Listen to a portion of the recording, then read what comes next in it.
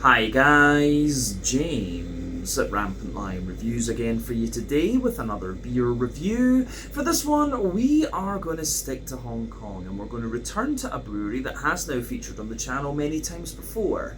Now, I've had some really nice beers from these guys over the last couple of years, a good few different styles, and if people were to ask me about this brewery, I would say that they are very solid all round, although I would also say the standout beers from these guys are the sour beers and wild ales. They're one of the best in Asia in this particular style category, so you really need to try those beers. Now, the one that we're going to have a look at today is the latest iteration of a regular release from this brewery. I tried this one on tap, so I know it's very good, but I am quite excited to do my kind of sit-down review of this one. So, needless to say, I'm very curious to try this beer again. Hopefully it's as good as I remember. Hopefully it makes for an interesting review, and as always, I hope that you guys watching enjoy my take on this one as well. So yeah, for this review then, like I said, we are going to stick to the Hong Kong SAR. We're going to go a little bit to the northwest of me here in Kowloon, up to the new territories, Kwai Chung to be precise, and that means that we're going to have a look at another beer from the wonderful Yardley Brothers Brewery. So this particular beer is called Berried Alive. It comes in at 7% ABV, and this one is a fruity, smoothie, Nordic milkshake, whatever you want to call it, sour beer. The other thing I should point out about this beer is that this one is Berried Alive 5. It contains strawberry and blueberry as its fruit component, but you've also got some lactobacillus, lactose and terpenes added into this one. But yeah, I will say my experience of this beer was very positive, so I'm quite curious to see how the canned version of this one is. But yeah, I know this one's very, very popular. I think this won a prize actually last year. The Berried Alive 4 won one of the big Asian beer prizes, but the fifth one, Luke says that this is even bigger than that one was. So yeah, let's crack on with this one then and see how we go. A 7% fruity, smoothie, Nordic, whatever we're going to call it, sour beer from the wonderful Yardley Brothers Brewery here in Hong Kong. So, as always with my reviews then, I'll tell you a little bit about the brewery before we taste the beer. If you want to get straight to the tasting though, just fast forward. All the usual links can be found in the video description below. That's the brewery website, the link to my other reviews that I've done from Yardley Brothers Brewery before, and we will no doubt add more to that list at some point in the near future. But there's all the usual social media down there. If you want to see more reviews, do please consider subscribing to the channel. The support that you give is massively appreciated, and remember you can go into the channel homepage and search for beer using the geography tagging system. So just go in there, use the little search bar, put in your hometown, state, county, province, whatever you like. If I've reviewed beers from the area that you search for, they will pop up. Failing that though, you can check out the playlist of beers from different countries. You'll find this one in the Hong Kong playlist along with a number of other things, and that is of course being added to very regularly because I'm based here in Hong Kong, but do make sure you check out the playlist of beers from other countries as well, because there are some very interesting things on the channel these days, even if I do say so myself. But yeah, let's go on to my brewery notes then, and I'll tell you a wee bit about Yardley Brothers Brewery once again then. So, Yardley Brothers Brewery was founded by Luke and Duncan Yardley, hence the name, and the brothers are half Scottish and half English. Their dad is from a town along from me, Dunfermline, and they also support the Pars, which is very good too. But Luke previously worked as a parts wholesaler, and he came to Hong Kong and ended up staying here after meeting a girl. That relationship didn't work out. He met another one and then married her, and she has kept him here in Hong Kong, of course. That is Ting Ting, who you'll see very often involved at the brewery too. But Luke and Duncan had homebrewed at home in the UK, and then they took it up again when Duncan joined Luke in Hong Kong back in 2014. And the main reason for them doing this was that they couldn't find the beers that they wanted to drink themselves. So their first brewery that they had was a very kind of, how do you say, a very kind of DIY operation, but it was in a small shack on Llama Island. But then in December of 2016, they opened a production brewery on the 5th floor of an industrial building because the rent was cheaper, and if you know anything about Hong Kong, you'll know that the real estate prices here are just horrendous. Yeah, they put the brewery on the 5th floor. because of how expensive the rent was for the kind of ground floor places. But apparently when they moved into this brewery, the tanks wouldn't fit in the elevator, so they had to get 8 people to basically take each tank up the stairs. But regardless, they stayed in this brewery for a number of years, and it was in the Kwai Chung area at the Untappd Industrial Centre to the northwest of Kowloon. But these days they've got 2 tap rooms. They've got the beer shack on Lamma Island. It's not the original beer shack, I would point out, and they've also got their tap room on Peel Street in Central, which very recently celebrated its 3rd anniversary. But in the last few years they have spent a lot of time developing their barrel program, which started in 2018, and they've won a lot of awards for that, like I said. And they also moved into a new and larger brewery, but still in the Kwai Chung area, during the course of 2023. But these days the company is run exclusively by Luke. Duncan, I believe, went back to Europe. I think he met a French girl, if I'm not mistaken, and Luke runs the company along with his wife Ting Ting, who is very nice, so talk to her if you see her around. But yeah, in 2025 they launched their seltzer range. I want to say they're called Deathwater, if I'm not mistaken, and as of May 2025, when I'm filming this review for you, these guys have produced 170 different kinds of beer according to Untappd. Those are a wide variety of different styles. These guys do some very, very nice IPAs. Voss Boss and Hong Kong Bastard are amongst my favourites. But yeah, the sour beers for me are really the standout when it comes to this brewery. But yeah, that is everything I can really tell you about Yardley Brothers Brewery for the moment. If you want to learn a little bit more about these guys, you can check out the brewery website. You can follow them on Facebook and Instagram to keep up to date with all the latest goings on. And you can check out the Rate Beer, Untappd and Beer Advocate pages to learn a wee bit more about all the different beers that these guys have done. So yeah, that's that. We can take a breath now. That's the history section done. Let's go on then and have a wee look at the beer itself. So, pardon me, I'll just let you have a wee look at the artwork on this one before we open it up. There you can see, it's a very kind of like almost symphonic death metal type cover, something like that. That's kind of really what it makes me think of. I think this is the same cover or artwork they've used on the beer a few times now. I'm not sure whether the original one was quite like this, but I think the very first, maybe the first and second, maybe third as well, versions of this beer were released in bottle rather than can. But yeah, plain top on the can there as well. You can see on the side here it tells you this one is Yardley Brothers Berried Alive 5 strawberry blueberry milkshake sour. So yeah, should be nice. You can see that on the side of the beer there as well, Berried Alive 5. Yeah, you can feel the weight in this thing as well. You can feel it's a pretty dense beer, but like we said, a 7%, I guess we can call that smoothie sour, fruity sour, whatever. But yeah, let's get this guy out into the glass and see what it's all about. Very, very curious about this one. But yeah, if you're into your smoothie sours, one of the other beers that I really recommend you try from Yardley Brothers is the mango, sticky mango. That is always a very anticipated release here in Hong Kong. One of the best Hong Kong brewed beers, I would hasten to add. But yeah, see, this one looks pretty damn nice. So yeah, before the head on this one disappears, you can see that it's poured with about a finger of a frothy, I would say cream coloured head, but of course because of the fruits and things that are in there, it has a very sort of a very slight pink tinge to it. You can see kind of medium-sized bubbles sitting on the surface of the head there, and then as you move up toward the top of the head, it gets a little bit more sort of foamy, if you like.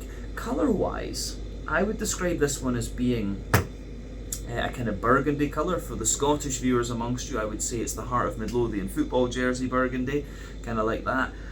But yeah, remember, the colour of your beer depends on a few things. One, the type of malts that you use. This goes a long way to determining your EBC rating. Two, length of your wort boil is going to play a role, because the longer you boil the wort, the more the sugars caramelise, and thus you get a darker colour of beer. But any barrel aging that you do or adjuncts you put into the beer will affect the colour as well. And when it comes to the kind of smoothie sour type category, or milkshake sour, whatever, fruited sours, whatever we're going to call them, the fruit adjuncts that you put into these do of course play a big role in the colour, and that's quite obviously the case with the colour of this one. It's probably the blueberries that are giving this beer most of its colour.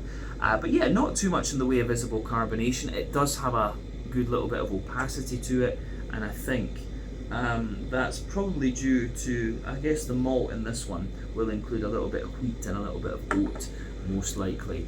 So yeah, nice looking beer, this one. It's pretty much as I remember how it looked from the tap as well. I don't think we need to say too much more about the appearance of this. You can see it's faded away to be a kind of thinner, more foamy layer there. Then yeah, you've got that nice kind of thicker ring around the edge of the glass too. But yeah, let's go on then and have a little look at the aroma of this one. One thing I will say about this particular category of beer though is that it's, you know, these are quite simple in terms of their flavour and aromas, but if they're done well, they are really, really nice to drink. So let's have a wee look at the aroma of this one then and see what it's all about. Oh yeah, that is very, very nice. Gives you everything you'd want. Lovely juicy fruits, big sort of creamy backbone, and just a wee hint of a kind of woody placebo type thing. Yeah, lovely, lovely smelling beer, this one. Yeah, it's really, really good stuff. Could sit and smell this all day, but yeah, the video would be very, very long if we did that. So yeah, the backbone of this beer then, there's a very, very slight hint of like a fresh white bready bread crust in there, and a wee bit of like fluffy white bready character. For the most part though, the malty backbone of this beer is kind of like a petit filou yogurt, like a Muller Corner yogurt. It's something like that. It has this kind of yogurty type character to it. So yeah, a little bit of bread crust, fluffy white bread. You can smell a wee bit of a denser white bready quality in there as well, which will be coming from the wheat. The creamy oats are in there, and I think the way that the way that everything goes together in this one, that sort of yogurty note, it really reminds me of like a, yeah, just like a vanilla yogurt as well. But I say this very often with these kind of sort of smoothie sour beers. The aroma of these ones very often reminds me of the little yogurts my mum used to put in my lunchbox as a wee boy going to school. The Munch Bunch yogurts, especially the kind of raspberry and strawberry ones. That's really what the aroma of this beer reminds me of, in fact. So yeah, you've got that big sort of vanilla yogurty sort of backbone. There's no vanilla in this beer as far as I can tell right enough. But yeah, it certainly gives you like a very vanilla yogurty sort of backbone to it. There's a tiny little hint of like well, maybe no, honey's not right. There's a little bit like a Werther's Original kind of butter candy, butterscotchy type note to the beer. So yeah, a little bit of butter candy, butterscotch, wee tiny hint of biscuit as well. But yeah, the way that all of that goes together, the malty side of this one, I think is really, really nice. Yeah, big white bready character, lovely oaty kind of creaminess, yogurty, vanilla type aromas, and a wee tiny little bit of like brown sugar in this one. It's almost very slightly fudgy as well, in fact. So yeah, the way that that goes together, I think, is really, really nice. Yeah, yeasty side of this beer then. So the yeasty character usually comes out, the aroma of that comes out of the back of the nose. For me, the yeasty side of this one, it's quite white bready. It's like a slightly sweet vanilla sponge white bready kind of combination. There's a wee bit of, you know, bread crust or something going on there, but yeah, the way that that goes together, I think, is really, really nice.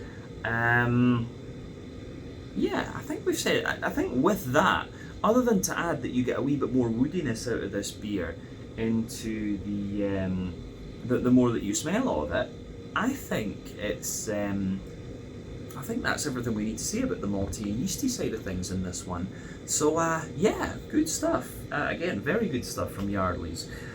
So yeah, when it comes to the hoppy side of this beer, now, I'm pretty sure this one doesn't have hops in it. I think Luke might have told me that it doesn't have hops. But when it comes to sour beers and modern sour beer breweries, there's two approaches you can take to this. Some brewers will argue that putting hops into sour beers gives it a little bit more depth of flavour, which is true. And if you go to the likes of the Rodenbach and the Lambic sours from Belgium, what they used to do with those beers was put in slightly older hops that had lost a little bit of their alpha acid potency. And the argument was that if they did this, the bitterness of the hop wouldn't take away from the sourness of the beer. Whereas if you're talking about modern sour beers, a number of brewers will argue that when you add fruited adjuncts into the beer, or fruity adjuncts into the beer, they'll suppress the green component anyway, so what's the point of adding hops? So it's always interesting to talk to sour beer brewers about their hopping mentality. You will usually get a little bit of a green component placebo if there's not hops in there, I find. But I'm pretty sure from the aroma of this one, the fact that it's so juicy and there's not really such a pungent green component in this one, I'm pretty sure this one doesn't have hops in it, but nonetheless you do get a very slight woody and herbal note out of this one, and there's also like a little touch of grassiness coming out of it as well. But of course, as I say, lots and lots of fruit in this one. The way that the blueberries and the strawberries combine in this makes it very, very juicy. And underneath that, of course, there's like a little hint of I'm getting little hints of like a very slightly like candied fig or something like that. Maybe a wee like touch of raisins or something, but of course it is all the strawberry and the blueberry. So the blueberry, they're both contributing a lot of juiciness to this one. So this beer is very, very soft and juicy in that sense. And it has this kind of big oily character to it as well, which will be from the terpenes. But there's also a very slight dryness to it, and I think that's the lactobacillus that's going to give you that little point. But all in all, the aroma of this beer is absolutely lovely. As I say, very kind of straightforward, but I could sit and smell this thing all day. So yeah, as I always say, take a little bit of time to just enjoy the aroma of your beer before you get stuck into it. But I think it is about time we try this one and see what it's all about again. So yeah, this one is the Berried Alive 5th edition, we should say, strawberry blueberry milkshake sour as they're calling it, from Yardley Brothers Brewery in Kwai, Chung, New Territories here in Hong Kong. Let's get stuck into this one. Slàinte, skål, cheers.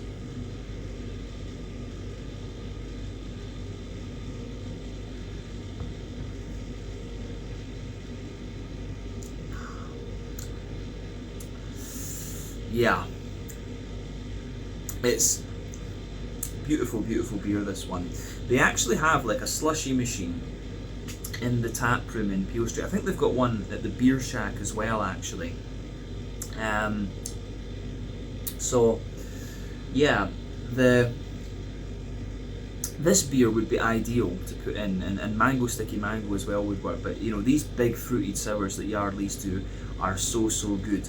The thing I would say about this one, I mean, I really got into the fruited smoothie sours with the likes of Elm 11 and Duck Pond and these kind of guys in Sweden. And of course One Drop, we get a lot of One Drop from Australia out here. These ones, the Yardley ones, really compete on the flavour, but I find they're a little bit lighter in their mouthfeel. They're not quite as thick and creamy as some of the other ones that you're going to come across in this style category. But it kind of works. I mean, Hong Kong's a very humid place and you want your beers to be drinkable. This one, you know, it's a very good summer beer, this. Although you could argue it's kind of summer all round here, in honesty. But yeah, this is another lovely beer from these guys. And yeah, it's absolutely worth checking out should you get the chance. Just so good. So massive thumbs up to Yardley Brothers, and the people that I know that have been here for a good few years and that love Yardley's, they say yeah, this one is the best one they've done from the Berried Alive range so far. So yeah, interesting to know that as well. Take that as you wish. But yeah, lovely beer, this one. Let's break the flavour down and just describe it for you that wee bit more in depth. Middle third of your palate.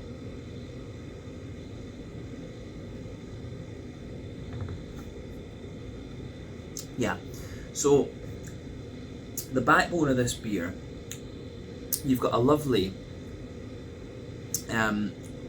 you've got a lovely, just a very slight smattering of fresh white bready bread crust in there. Very, very minimal, as I say. As you move further forward, you get a wee hint of woodiness, as you always do, but then on top of that, you get the nice kind of bready notes. And I would say that the bready character in this beer is pretty wet. There's maybe a very small layer of like a wholemeal. There's a very slight layer of a kind of wholemeal brown bready side of things with this one, and it's quite wet, like I say. And then above that, you get a white bready. You get a soft kind of white bready character out of it. Again, it feels a little bit wet, but then above that, you get a more dense white bready layer, which will be from the wheat, and then you've got the oats as well. And that combination of wheat and oat that's in there, it gives you a sort of, it gives you that kind of yogurty, like vanilla, Muller Corner, Petit Filou type yogurty character in there. So yeah, you get that kind of, as I say, there's no vanilla in this, but it really does give you a slightly, vanilla yogurty type quality. I think that's the best way to describe it, in all honesty.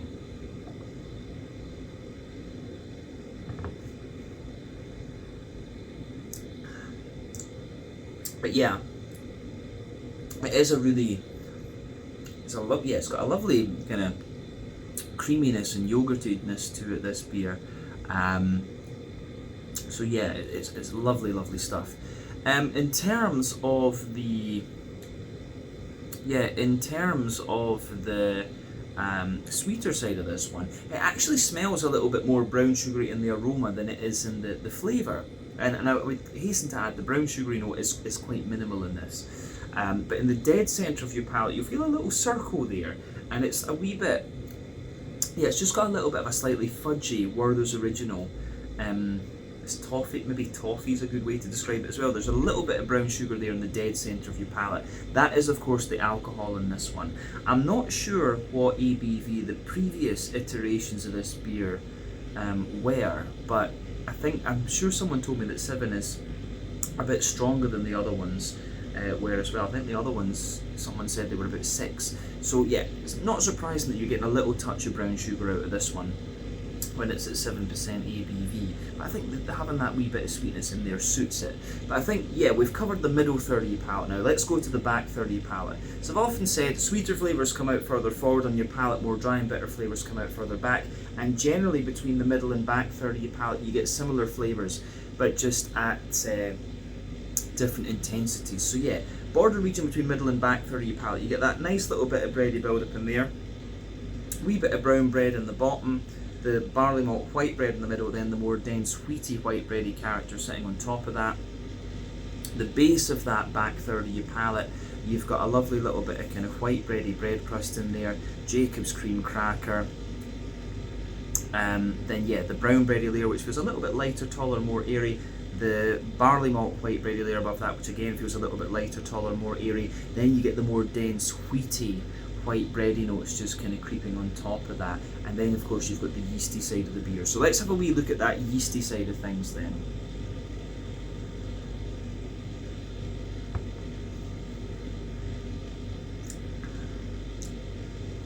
Yeah, yeasty side of things with this one, I would say that at its yeasty side of things with this one, at its core it feels like it's a slightly sweet brown bready character, but then yeah, around the edge of that it feels a little bit more like a kind of vanilla, a mix of like vanilla and very slightly like toffee-ish sponge cake. It's kind of like that, and the very edge of the yeasty character is like the kind of cake edge almost. So yeah, the yeasty character in this one's quite interesting, and you get more of that into the aftertaste as well. So yeah, middle third of your palate's like quite yogurty and creamy, but yeah, the back third of your palate's a bit more yeasty and kind of like a sponge cake in a sense. And I like how that goes together, as I said. But yeah, I think that's everything about the middle and the back third of your palate then. Let's go on to the kind of placebo green component effect with this one and the fruity side of the beer. So yeah, with this one, there's a very slight earthiness in there. And I'm sure with this one now, having tasted it again, yeah, there's no hops in this. Be very surprised if there was, and as I say, there's something in my head that tells me, Luke told me that there's not. So yeah, there's a little bit of earthiness in there, and as you move further forward along the side of the palate, you've just got this little bit of woodiness, then a maybe very tiny hint of floral note on the front corners of your tongue, and then grassy around the front curve of your tongue. But of course, the fruity adjuncts, they're going to come out around the sides of your palate and suppress the green component anyway. That's what we talked about earlier. So yeah, you can feel a mix of the strawberry and the blueberry just doing that, of course, around the edges of your palate. I don't think there's much else we need to say about that, in honesty. So let's go to the front third of your palate then, and the fruity side of things. So yeah, border region between front third and middle third of your palate. Again, bready build up in there, the brown bread in the base, the barley malt white bread in the middle, then the more wheaty character on top. The base of that front third of your palate is, the base of that front third of your palate is, the kind of white bready bread crust again. The kind of wet brown bread, the white bread, and then you can feel some of the wheaty character in there, and the smoother side and slightly sweeter side of the oat sitting in there as well. And there's a little bit of vanilla coming out of this one too on that front third of your palate, and of course all the fruity character just sits on top of that. I would say there's a little bit of a kind of candied fig almost in that front third of your palate too, but yeah, the strawberry and the blueberry really sit on top of that. I'm getting a wee bit more of the blueberry on like the front half of that front third of my tongue, and the strawberry a little bit further back actually. And I would say maybe the strawberry sits underneath the blueberry a little bit actually too. So yeah, really interesting stuff in that regard.